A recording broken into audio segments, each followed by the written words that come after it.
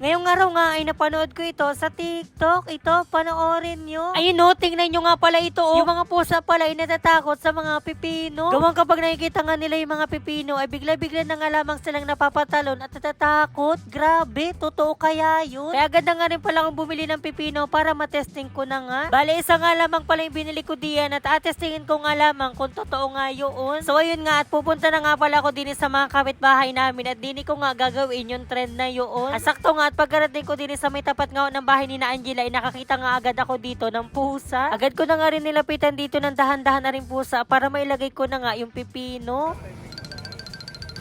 Wala, hindi naman ay. Yung malaki. Yung malaki, try natin din sa loob. Ayan. Ayan. Tingnan natin. Angela, wala din yung pusa. Yan, dito. Dito ka.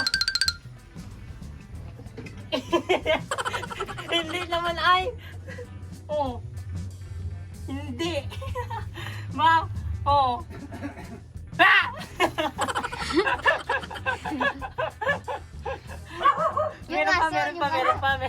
Try daw natin sa aso. Kuma. Ah! No. Ayaw naman. Isa pa. Yes! Inanulakan tayo ng pusa, sabi po. Ayan, try pa natin sa ibang mga pusa, baka meron pa. Uy, abi, nasa likod mo pa. Hinamoy lamang! Hinamoy! Ito pa ang lago. Ay, tano. Ito pa. Ayan, ito. Ayun, ito guys, kulay itim. Uy, ang tano may aso dito. Ito! Wala naman! Agad ka niya na! Wala. Ito. Wala. Oh. Gumulong na Yan! rin tubig. Kundi ba sigawan, di ba? Talon ka. Wala, ayaw guys. Try naman natin dito sa may kabilang bahay daw. Ayun guys. Pwede mong i-zoom. Wow! Inamoy lamang!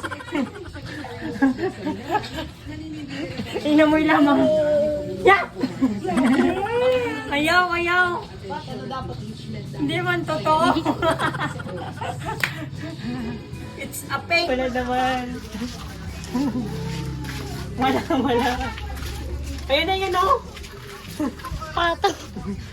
Try natin sa mga pato. Baka dito effective. Yeah!